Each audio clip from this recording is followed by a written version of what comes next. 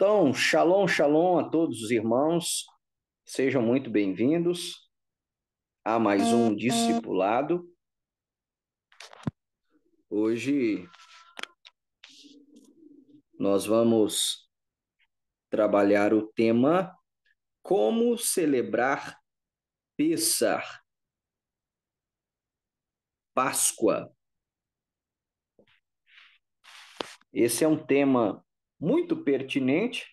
Nós entramos no mês de abril e este ano a festa de Pêssar, a festa da Páscoa, ela cai mais para o finalzinho de abril, precisamente no dia 22 de abril, nós iniciamos a festa de Pêssar. Então, precisamos trabalhar esse tema, precisamos falar como celebrar Pêssar, Páscoa, porque nós sabemos que muitos eles dividem, né, entre a Páscoa cristã e a Páscoa judaica, o Pêssar, mas biblicamente não existem dois tipos de Páscoa. Jesus, Yeshua e os seus apóstolos não instituíram uma outra Páscoa. É a mesma Páscoa. Mas por que que hoje, então, a Páscoa existe essa diferença de data, de simbolismo, de elementos? Ah, muito bem. A Páscoa, que hoje é chamada de Páscoa católica, de Páscoa cristã, ela foi desenvolvida e institucionalizada, na verdade, a partir de 325 depois de Cristo, já no século IV, com Constantino, quando ele faz o Concílio de Nicéia, e ele ali, juntamente com grande parte dos líderes da igreja gentílica, nenhum judeu foi chamado, nenhum líder judeu foi chamado para esse concílio de Nicéia, e ali eles mudam os elementos, tiram, né,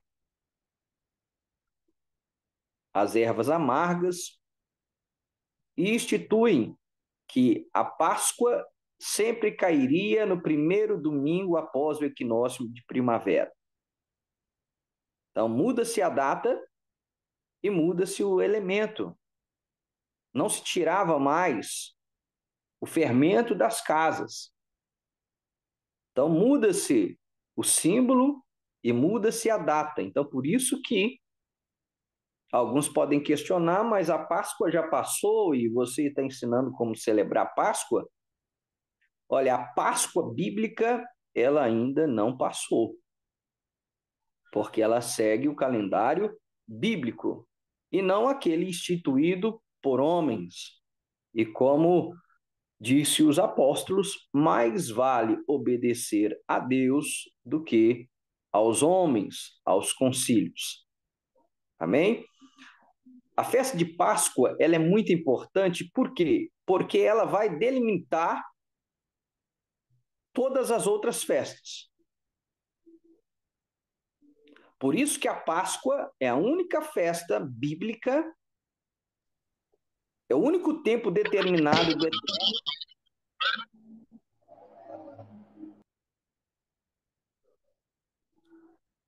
é o único tempo determinado do eterno onde existe a segunda oportunidade para celebrar, que é a chamada em hebraico de Pesach Sheni, que significa segunda Páscoa. 30 dias depois, após a data fixa estabelecida, que é o 14º dia do mês de Aviv, também conhecido como Nissan, do calendário judaico, 30 dias após, aquele que não pôde celebrar por estar impuro, por estar enfermo, por estar impossibilitado, por estar em viagem, tudo isso está estipulado na Torá, na lei. Ele poderia, 30 dias depois, celebrar Pesach Sheni, de novo, porque a Páscoa ela vai delimitar todas as outras festas, ok? Vamos para o mandamento da festa.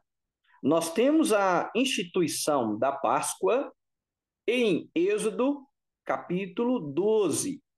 Olha aí o que diz o texto sagrado. Disse o Senhor a Moisés e a Arão na terra do Egito: este mês vos será o principal dos meses. Será o primeiro mês do ano. Então, o mês de Aviv, ou Nissan, Deus institui ele como o primeiro mês do calendário litúrgico de Israel. Israel, lembrando que Israel tem um calendário litúrgico e tem o calendário civil. Porque senão a pessoa vai falar, não, mas então o que é o Ano Novo Judaico? Rosh Hashanah. O Ano Novo Judaico, Rosh Hashanah, é o início do ano civil. E o ano litúrgico começa no primeiro mês, que é o mês de Aviv, também conhecido como o mês de Nissan. E eu sempre gosto de citar isto. A primeira coisa que Deus deu ao povo de Israel, ao tirá-los do Egito, foi um calendário. Deus tem um calendário e ele segue esse calendário fielmente. E por isso que o seu povo também segue esse calendário. Segue esses tempos determinados, as moedim, os tempos determinados que nós costumamos dizer e chamamos de festas. Ok, versículo 3 diz assim: falai a toda a congregação de Israel, dizendo: aos 10 deste mês, cada um tomará para si um cordeiro, segundo a casa dos pais, um cordeiro para cada família. Mas, se a família for pequena, para um cordeiro, então convidará ele o seu vizinho mais próximo, conforme o número das almas, conforme o que cada um puder comer. Por aí calculareis quantos bastem para o cordeiro. Versículo 5: o cordeiro será sem defeito, macho, apontando para Yeshua, para Jesus, que foi sem defeito, foi sem pecado, o cordeiro homem, o cordeiro de Deus que tira o pecado do mundo. Podereis tomar um cordeiro, um cabrito, e o guardareis até o 14º dia deste mês. Isso é interessante. Eu gosto sempre de mencionar também. Então, separava-se o cordeiro no dia 10 do primeiro mês e observava ele durante 4 dias para ver se ele não tinha nenhuma deficiência, mau cheiro, bicheira, se ele era manco, se ele tivesse alguma deficiência, isso iria desqualificá-lo como cordeiro de peça. Da mesma forma, perceba que Jesus entra em Jerusalém, Yeshua entra em Jerusalém, na entrada triunfal, e Yeshua se apresenta diante da liderança de Israel durante 4 dias antes de ser morto. Da mesma forma que Yeshua comparece diante da liderança judaica, ele se mostra: olha, eu sou o Cordeiro de Deus, olhem para mim, percebam, procurem ver, encontrem se existe algo que me desqualifica como Cordeiro de Deus que tira o pecado do mundo.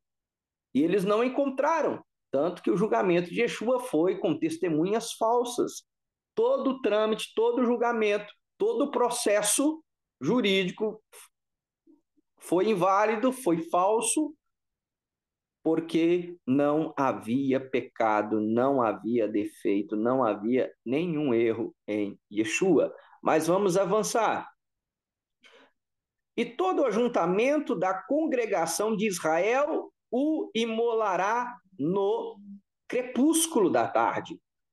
Essa expressão em hebraico é muito interessante, os rabinos chamam a atenção. E todo o ajuntamento da congregação de Israel o imolará. Então, parece que toda a congregação de Israel vai imolar um único cordeiro. E, de fato, isso apontou para o futuro, apontou para quando o Messias veio, quando Yeshua veio, em que um cordeiro foi imolado por toda a casa de Israel, quando um cordeiro foi imolado por toda a humanidade, por todo o mundo. Versículo 7. Tomarão do sangue e o porão em ambas as ombreiras e na verga da porta, nas casas em que o comerem. Naquela noite, comerão, aqui eu negritei porque é importante, comerão a carne assada no fogo. Então, o cordeiro deveria ser assado no fogo. E deveria ser comido com pães asmos e ervas amargas a comerão. Então, aqui nós temos os mandamentos, o mandamento da festa e os elementos para se celebrar Pêssar, Páscoa. Cordeiro, pão asmo, pão sem fermento e ervas amargas. Não comereis do animal nada cru, nem cozido em água, porém assado ao fogo. A cabeça, as pernas e a frissura. Então, deveria-se comer o cordeiro inteiro. Nada deixareis dele até pela manhã. O que, porém, ficar até pela manhã, queimá-lo-eis. Desta maneira o comereis, lombos cingidos, sandálias nos pés e cajado na mão, comê-lo-eis à pressa. É a Páscoa do Senhor. Então, Êxodo capítulo 12, nós temos a instituição da Páscoa, e aqui nós temos os mandamentos, o mandamento da festa. Lembrando aos irmãos que a palavra Páscoa, Pêssar, em hebraico, literalmente significa passagem. Por quê? O que marca esta festa? Marca que o anjo destruidor, enviado pelo Eterno, iria passar no Egito, iria exercer juízo sobre as divindades pagãs, e a casa em que não houvesse a marca do cordeiro, a marca do sangue do cordeiro nos umbrais, haveria morte naquela casa.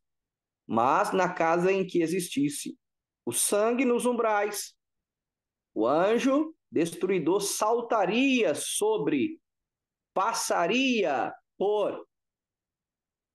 Daí vem Pêssar, passar sobre.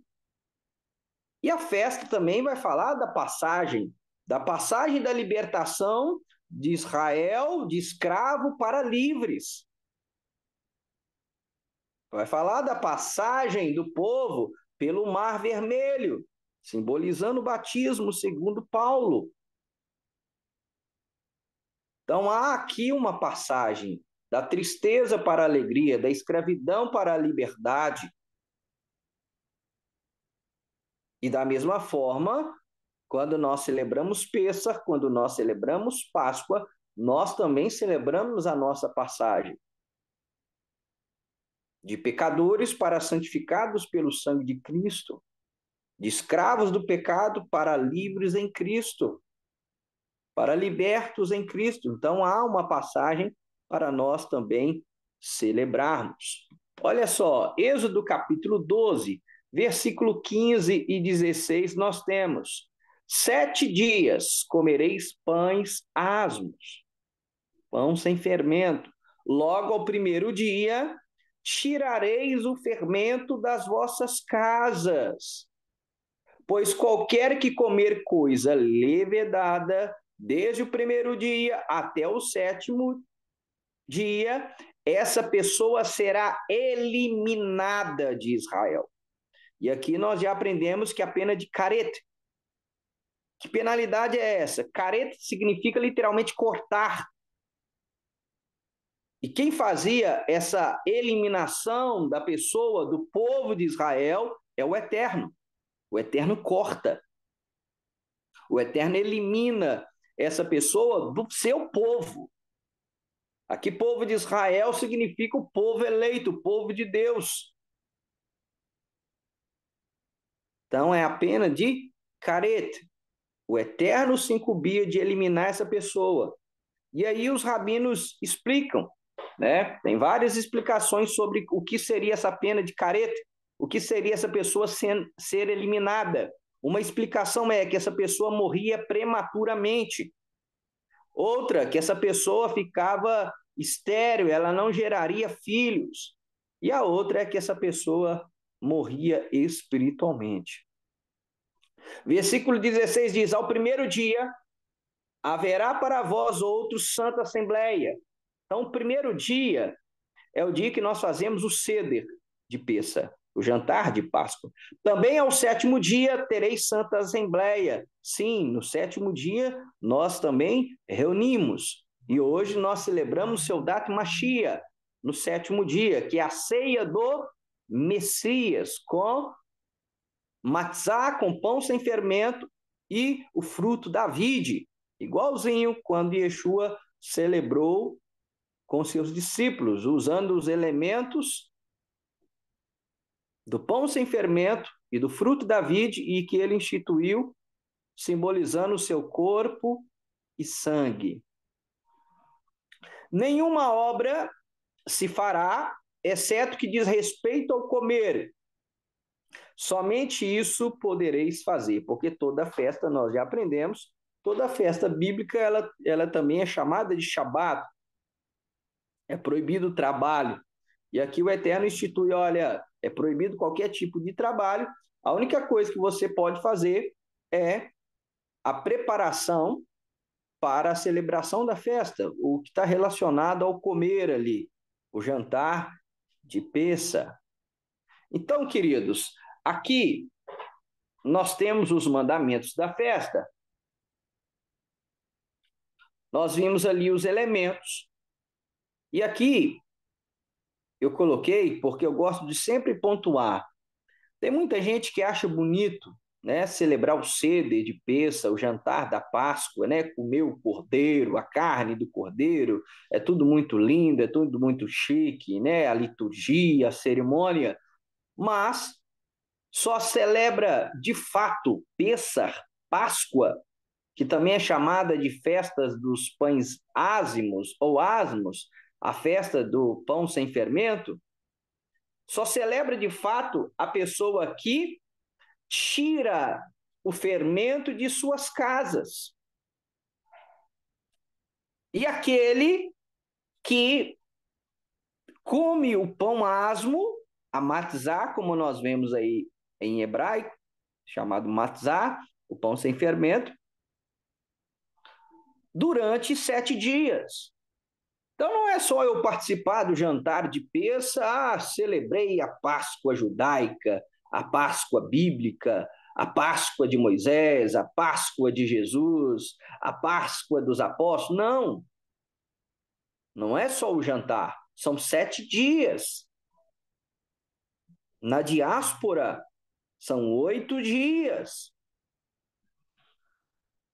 Na diáspora, acrescenta-se sempre um dia a mais da festa. Então, durante 7 dias eu como pão sem fermento, e durante 7 dias não entra fermento na minha casa. E antes do pôr do sol do 14º dia do primeiro mês, que é o Aviv, o Nissan, eu tenho que tirar todo o fermento da minha casa. É assim que se celebra Pêssar, Páscoa. Então tem que seguir todos esses critérios. Não é só o jantar. Tem que se comer matzá, pão sem fermento, durante 7 dias, e tem que se tirar o fermento de casa. Não entra fermento em casa durante 7 dias. Repito, e na diáspora, 8 dias. Olha aí que interessante. Bedkat Hametz. Bedkat Hametz, literalmente é a procura do fermento. É quando os pais, em uma didática fantástica, envolvem os seus filhos e começam a procurar pela casa dia antes do Pêssar chegar, até um dia antes de chegar, até antes do pôr do sol, do 14º dia do primeiro mês, começa-se a procurar debaixo da mesa, dentro do micro-ondas, dentro do armário,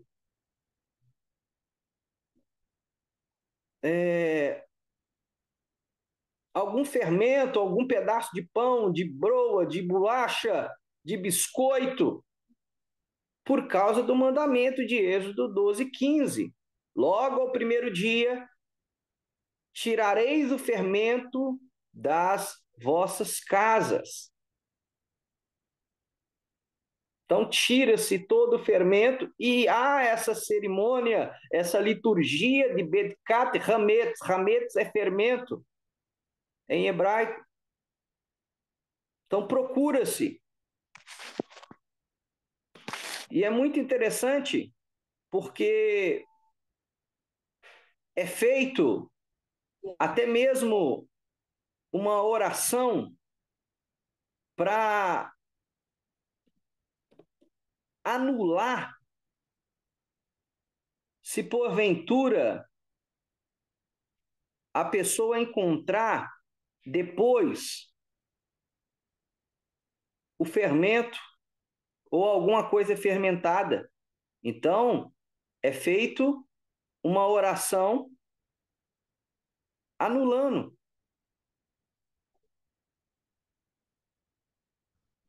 Que se for encontrado algum fermento depois da retirada e depois que entrou em peça, que seja nulo, que seja anulado, que não seja nada como o pó da terra. É feita essa oração. Depois eu vou compartilhar no grupo para os irmãos que se caso depois, né, da procura do fermento, da retirada do fermento e tira-se da casa aquilo que possui fermento, mas é importante mencionar que tira-se também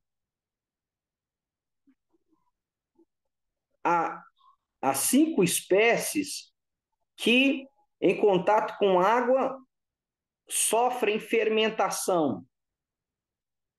E aí há muita dúvida, porque, mas os judeus, eles usam literalmente o vinho para celebrar Pêssar, e o vinho, ele sofre fermentação da uva. Sim, é fermentação de fruta. A Torá, ela pede para tirar o fermento de grãos. E aí é o trigo, o centeio, a aveia, a espelta, a cevada. São as 5 espécies que tiram. Trigo, centeio, aveia, espelta e cevada. Então, tira esses elementos de casa também, porque essas 5 espécies em contato com água, acontece a fermentação natural. Então, tira-se essas 5 sementes de dentro de casa para que não aconteça uma fermentação natural. Essa questão da procura do fermento é impressionante. Por exemplo, quando você pega até mesmo o site do PT Chabad, que é um site ortodoxo, do judaísmo ortodoxo, você vai ver que quando você pega artigos para ler sobre a retirada do fermento, eles fazem a mesma conexão que Paulo fez em 1 Coríntios capítulo 5. Eles fazem a mesma conexão que Yeshua, nos seus ensinos, ele disse: cuidado, acautelai-vos do fermento dos fariseus. O fermento ali é hipocrisia. Paulo vai dizer em 1 Coríntios 5, olha, vocês agora são nova massa, então tirai o velho fermento. O fermento da maldade, da malícia, tem que sair de vocês. Agora vocês são nova massa, sem fermento. Agora vocês são os asmos da sinceridade e da verdade. Porque tem muita gente que está na igreja, mas é maliciosa. Tem muita gente que é maldosa e se diz crente. Tudo faz com malícia. Então, essa retirada do fermento não é algo só físico. Nós fazemos a liturgia, mas é principalmente apontando para o espiritual, que é olhar para dentro de nós e tirar o fermento, pedir o Eterno para tirar de nós o fermento da hipocrisia dos fariseus, que é passar uma espiritualidade que não existe. É uma religiosidade só externa. E que nós temos que ser sinceros. Os asmos da sinceridade e da verdade. Tirar toda a malícia e toda a maldade do nosso coração. Que em nós isso não pode reinar. Lembrando que eu falei das 5 sementes, das 5 espécies, repetindo, trigo, centeio, cevada, espelta e aveia, porque em contato com a água e demora-se 18 minutos para que haja fermentação natural. Por isso, até aqueles que vão fazer a sua própria matzá, o seu próprio pão asmo, não, todo o processo ele não pode demorar mais do que 18 minutos, porque senão a massa ela vai levedar sozinha e você vai produzir fermento. Então, todo o processo de amassar a massa até assar, ele não pode ultrapassar 18 minutos. Por isso que essa matzá que a gente compra, muitas delas vêm lá explicado na caixinha, que foi sob supervisão e que não passou os 18 minutos. Isso traz um ensinamento muito espiritual para nós também. O pecado, ele não precisa muito tempo para expandir e aflorar no seu ser. Tome muito cuidado. Seja vigilante. Porque a fermentação, ela é rápida.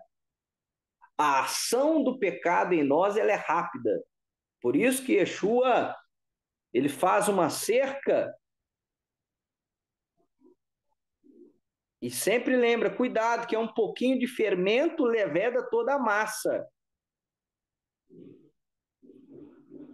Uma brechinha que você der para o pecado, quando você vai ver, você já está totalmente tomado. É aquilo que eu sempre digo. O adultério ele não acontece da noite para o dia. Há uma fermentação. O assassinato, ele não acontece da noite para o dia. É planejado, é arquitetado. Então, há uma fermentação. Então, tome muito cuidado. Então, toda a cerimônia de peça, ela é didática. Tem uma aplicação pessoal muito grande para nós. Temos aí o desenho da Kiará e há esses elementos que não podem faltar na mesa de peça. O beitzá, o ovo cozido, que simboliza o povo de Israel, que é como o ovo. O ovo, sem ser cozido, ele quebra-se facilmente, mas depois de cozido, ele é difícil de quebrar. Quando ele é passado pelo fogo, por isso que ele simboliza Israel. O fogo da aflição e do sofrimento faz o povo de Israel unir. Por isso existe o símbolo do ovo cozido, que não tem nada a ver com o ovo de Páscoa. Vale a gente mencionar isso aqui para que não haja nenhum espaço para engano. Dentro do prato de peça da Queará, nós temos o zeroa, que é o osso do cordeiro, apontando para o Cordeiro de Deus que tira o pecado do mundo. O osso do cordeiro também lembra o braço forte do Senhor que tirou o povo de Israel do Egito. Nós temos o maror, que são as ervas amargas, conforme está lá em Êxodo 12. E aí usa-se o almeirão, a alface romana, e aqui também nós gostamos de usar a rúcula, que amarga, que é a beleza. Então, o maror tem que ser ervas que de fato amargam.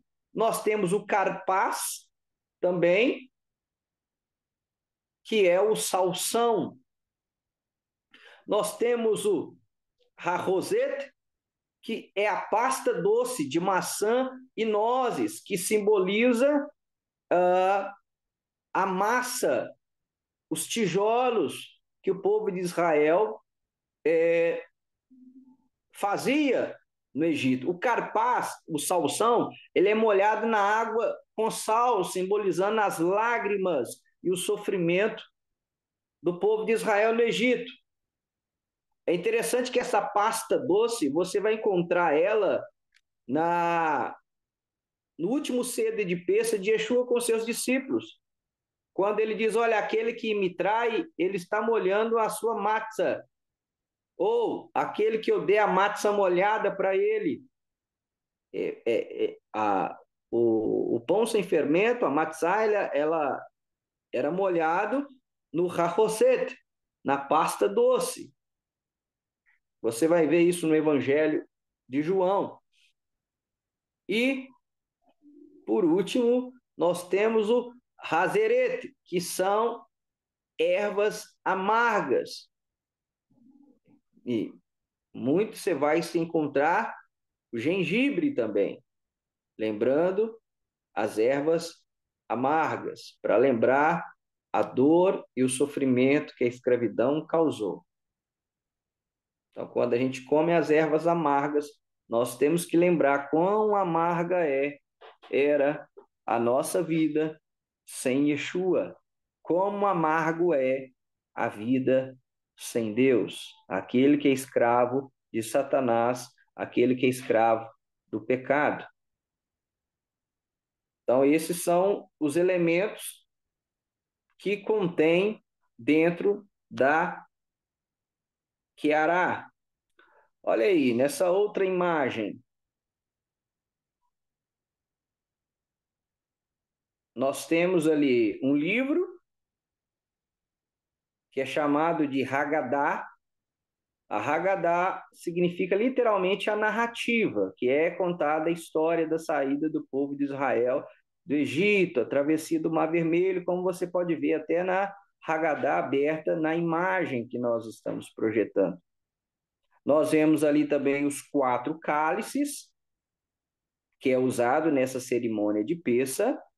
Nós temos aí de novo o queará, que é o prato com os elementos que nós explicamos anteriormente, e a vasilha com água, que é para fazer o netilat yadayim, a lavagem das mãos, a lavagem ritual, ok? Então, esses elementos não podem faltar na sua mesa de peça, você vai precisar deles. Mas aí você pode me questionar, mas pastor, mesmo assim, o senhor me explicando o que de fato é celebrar Páscoa, a procura do fermento, os elementos que existem na Queará. Agora eu estou aprendendo aí que tem que haver mais os 4 cálices de suco de uva ou de vinho, a matzah, o pão sem fermento, que nós estamos vendo ali, a Haggadah, a vasilha de água. Mesmo assim, eu não vou conseguir fazer isso sozinho. Ah, muito bom, muito bem. Que nós mencionamos aí. É a Haggadah de Peça. Essa é a Haggadah que nós utilizamos para celebrar a Peça. A Haggadah é a narrativa, mas ela vem com todo o ceder, ou seja, vem com toda a ordem da liturgia, da cerimônia. Ou seja, este livrinho, este livro, essa Haggadah, ela vai te dar o passo a passo de como celebrar a Peça. Então, nós trouxemos aí o que é celebrar a Peça, quais que são os elementos indispensáveis, aquilo que tem que se fazer na festa de Peça, né? Comer os pães sem fermento 7 dias, tirar o fermento das casas e no jantar ter esses elementos. E aí nós temos o passo a passo com a Haggadah. Então fica muito difícil de você celebrar o jantar de Páscoa, de Peça, se você não tiver a sua Haggadah. Por isso, você que ainda não adquiriu, adquira já a sua Haggadah messiânica. Essa que eu projetei é messiânica, é de judeus que creem em Jesus como Messias. Então, ela é totalmente adaptada, tendo Cristo no centro de toda a liturgia do jantar de Peça, do jantar de Páscoa, ok? Aí agora eu quero apresentar para vocês o prato lindíssimo, né? Muitos judeus, muitas pessoas usam até esse prato como um utensílio de enfeite da casa, porque ele é muito bonito, ele é muito lindo. Esse prato de peça aí, em hebraico ele é chamado de keará. E aí nós vimos aí onde fica os 5 elementos que a gente apresentou. Porque esses 5 elementos nós vamos utilizar durante o seder, o jantar da Páscoa no primeiro dia, ok? Então, você que não adquiriu ainda a sua Kiará, adquira. É importante. Se você hoje não tem condições financeiras de adquirir uma, não tem problema. Os meus primeiros jantares de Páscoa, de Peça, a minha esposa ela adaptou ali, ela tinha um joguinho de pratinhos e nós colocávamos os elementos ali e ficava uma cerimônia linda do mesmo jeito. Mas se você já quiser algo já padrão, original, adquira a sua Kiará, ainda está em tempo. Aí na imagem nós temos de novo a Kiará com os elementos, nós temos a matzá, o pão sem fermento, e nós temos aí os 4 cálices. De onde surgiu os 4 cálices?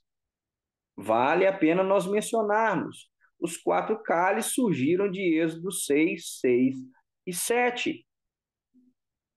Eles simbolizam os 4 verbos que nós temos em Êxodo 6, versículos 6 e 7, que foi o processo de salvação e de libertação do povo de Israel do Egito através do Eterno. Da mesma forma, nós passamos esse processo através do sacrifício de Yeshua, daquele que operou a nossa salvação. Olha o que diz Êxodo 6, 6 e 7. Portanto, dize aos filhos de Israel, eu sou o Senhor, e vos tirarei. Então, o primeiro cálice é o cálice da santificação. Porque o verbo está aí. E vos tirarei de debaixo das cargas do Egito. E vos livrarei. Aí o segundo cálice é chamado cálice da libertação. Vos livrarei da sua servidão. E vos resgatarei. Terceiro cálice é o cálice da redenção. Com braço estendido e e com grandes manifestações de julgamento. Então, o terceiro cálice é o cálice da redenção. É interessante porque o único evangelista que vai nos dar esse panorama é Lucas. Lucas capítulo 22, nós vamos perceber que existia mais de um cálice na mesa de Yeshua. Primeiro existe um cálice, e depois ele pega o terceiro cálice, que especificamente era o cálice da redenção, para falar: olha, esta redenção que aponta que Êxodo 6 é através do meu sangue. Então, terceiro cálice, o cálice da redenção, e vos resgatarei com o braço estendido e com grande manifestações de julgamento. Versículo 7, tomar-vos-ei. Então, o quarto e último cálice é o cálice da adoção. Por meu povo, e serei vosso Deus, e sabereis que eu sou o Senhor vosso Deus, que vos tiro de debaixo das cargas do Egito. Então, já na época de Yeshua, já existia os 4 cálices, ok? Então, Yeshua praticou algo que não está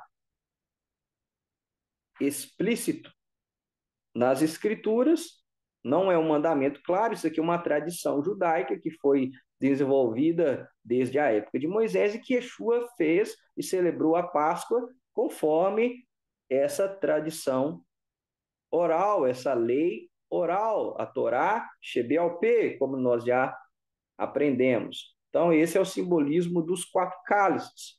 Eu não coloquei aqui, mas você vai ver em mesas judaicas o quinto cálice, que é o cálice de Elias. É o cálice que não se bebe, porque aponta para o futuro. Por que Elias? Porque Malaquias termina, o livro do profeta Malaquias diz que o profeta Elias virá preparar o caminho para o Messias. Então, esse cálice nós vamos tomá-lo juntamente com Yeshua quando ele voltar. Aí nós temos a imagem da matzá, do pão ázimo, do pão sem fermento. Se você ainda não adquiriu a sua matzá, seu pão com fermento, viu aí na caixinha? Está escrito ali, ó, 18 minutos. Ou seja, esse pão sem fermento, ele observou os 18 minutos que nós já mencionamos. Precisa-se da caixinha de matzá, porque você vai ficar 7 dias. Não é ficar só 7 dias sem comer fermento. É você ficar 7 dias sem comer fermento e 7 dias comendo matzá. Se você não comer durante os 7 dias matzá, você não cumpriu a mitzvah, a sua Páscoa ela foi incompleta, ok? Então, providencie a sua matzá. Aí nós temos o jantar de Pêssah, como era nos primórdios, a mesa no chão. Essa aí é redonda, mas a Bíblia era em forma de U, e aqueles que estavam ao redor da mesa, eles ficavam meio que reclinados, deitados, né? Simbolizando homens livres. Quem ficava deitado, se alimentando ao redor da mesa de U, eram pessoas livres.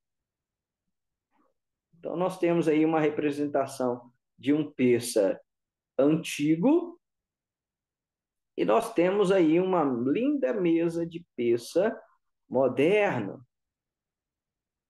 Então, o jantar de Páscoa, ele é conhecido e chamado de Seder de Pêssah.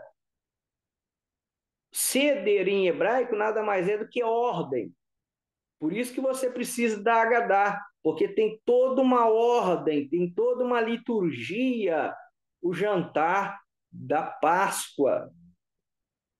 Tem todos os textos para serem lidos, mencionados, para se poder celebrar o jantar de Páscoa.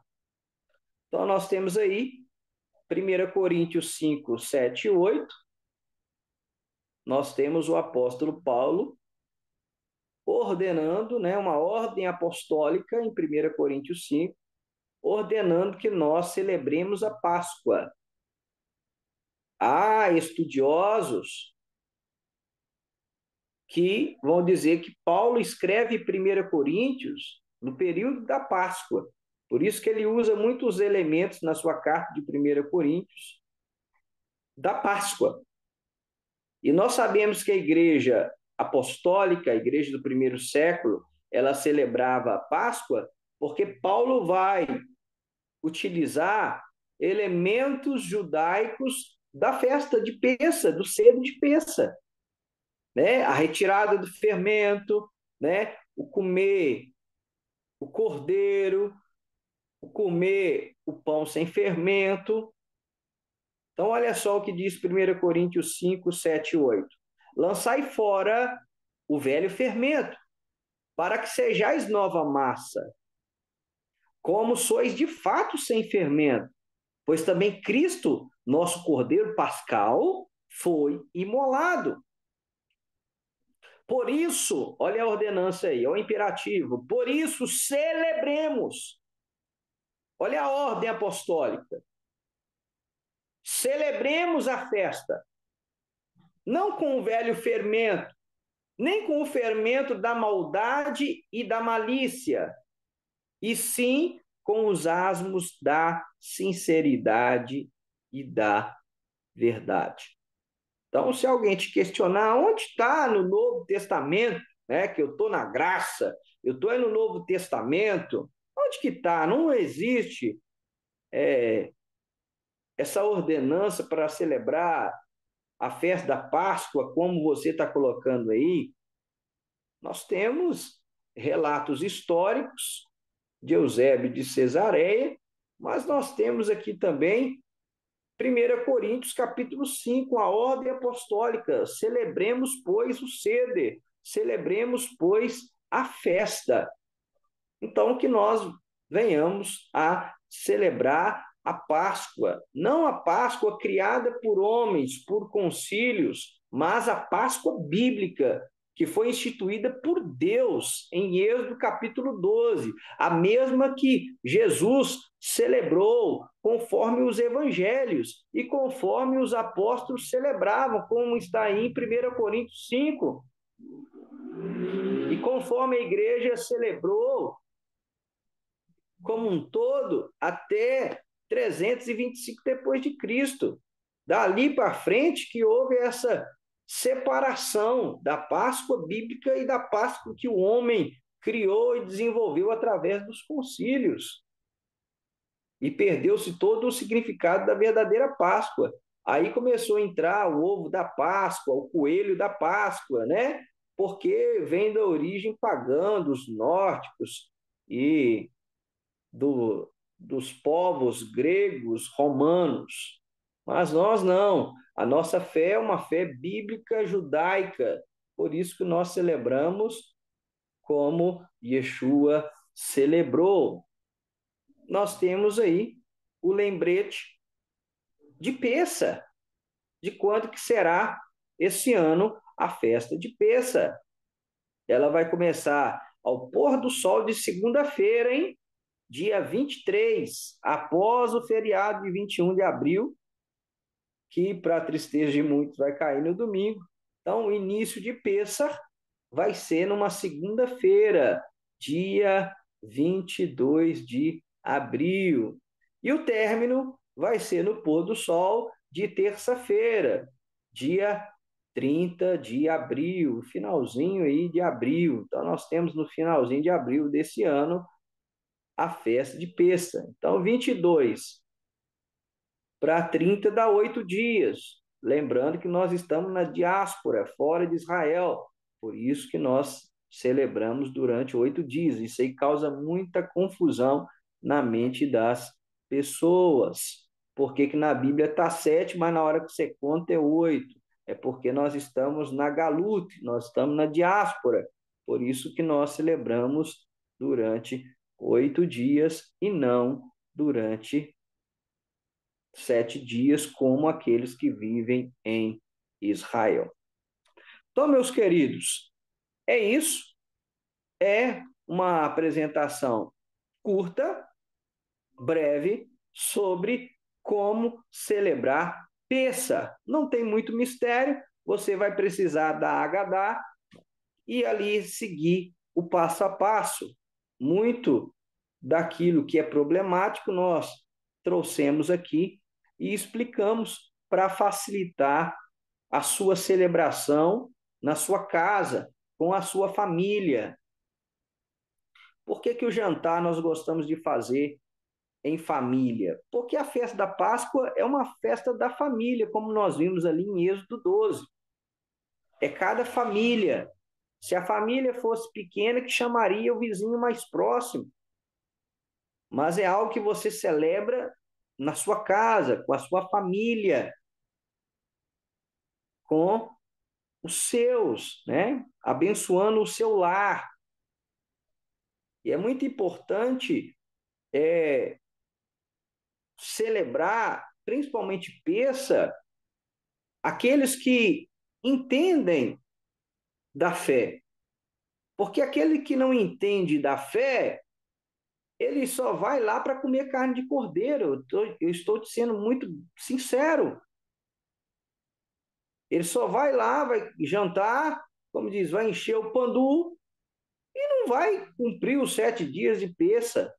Então, para participar do ceder, para participar do jantar, tem que ser pessoas de fato que tenham a fé, pessoas que entendam de fato o que é celebrar Pêssar, para que você não traga punição e maldição sobre a vida da pessoa, ok? Por isso que na Torá é proibido o, o estrangeiro ele participar da Páscoa se ele não fosse circuncidado, que a circuncisão era o símbolo e a aliança no corpo físico, mostrando que aquela pessoa, de fato, ela ingressou na fé, que, de fato, ela queria viver aquilo.